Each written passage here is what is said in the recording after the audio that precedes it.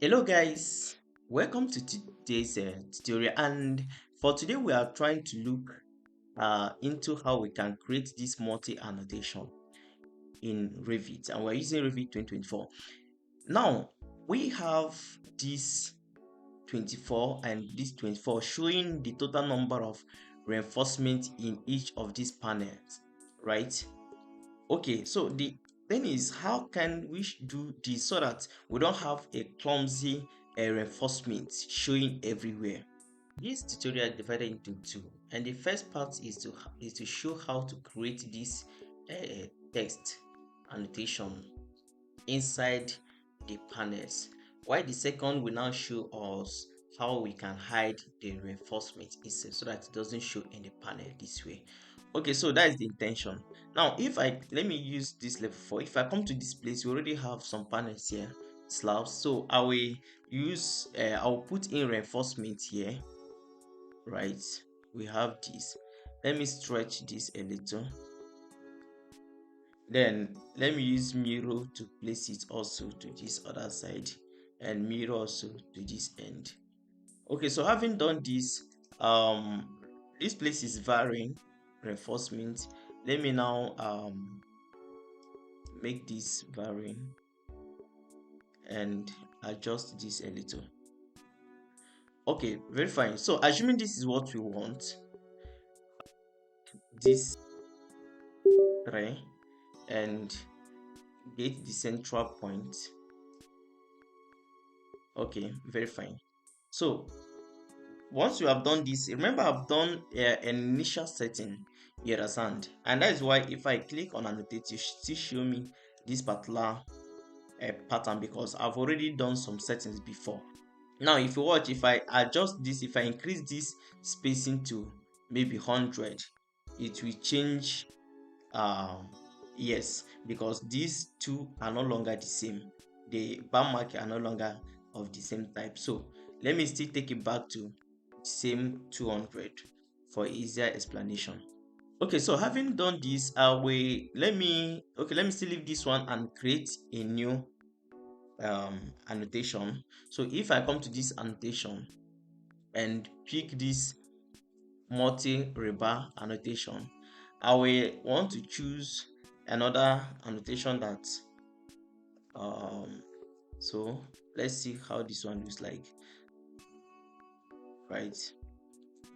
Okay, this one does not have any color. So now for us to achieve this, remember that annotation of this kind, this is dimension. It is made up of both the callout tag, this callout tag, and the dimensions, right? So we are going to tweak this dimension so that to be able to give us this 25, right? So before then, I must have created a dimension style that captures this kind of thing. Now, so what I will now do, I will either select this and go to select dimension, come to this edit type. Now I can't create a new type from here, right? So I will need to first for dimension has this setup. So let me drop this first and use this.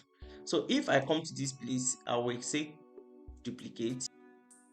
Okay, so then I will come down to this place. Now this equality formula, you need to make sure that it is showing here number of witness. Sometimes you could open up and you have as total length, but now we will take this in back and ensure that it has it as number of witness. That is the first thing, right? Then I will this is Rebar tutorial. Okay, so I will close it. So I will now create this create similar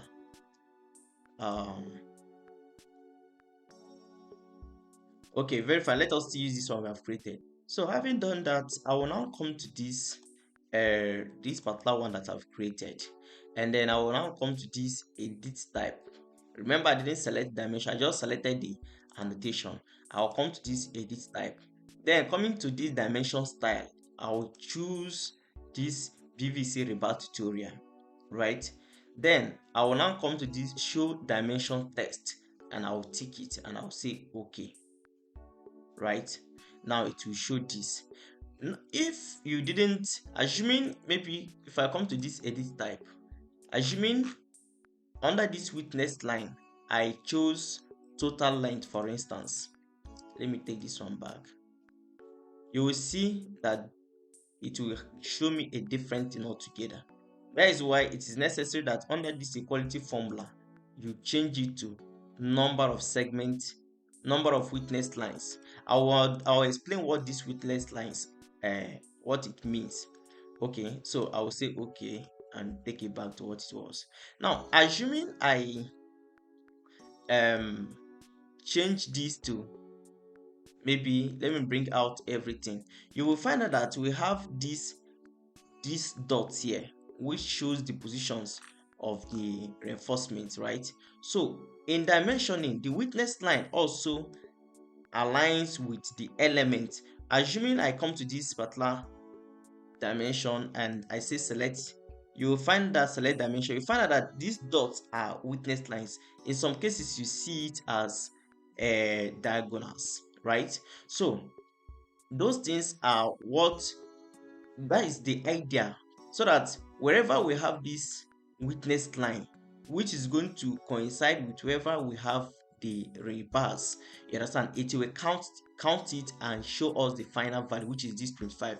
So assuming I reduce this dimension to this point, you see it as 23, which also is the same as this 23 here, right? Now the next thing is for us to make it, we have done that of annotation, the dimension style. Now the next thing is for us to bring out this tag itself. So what I will do, let me still take it back, Ctrl Z to the way it was, and okay, center. So we have this. Okay, so to achieve this you need to create a family, you understand, and a family tag, which I've already done, right? The annotation family. Okay, but then we have this 2 times 25. So let me match. Okay, let me still use this one as an example, because if I come to this place, I can come to this annotation style. Remember, we don't have the family for this particular one, then the tag itself don't have some other things which I would have loved to use. So what I want to do, I will select this. You can see this has no tag, you just have the dimension. Well, in that case you just need to select tag.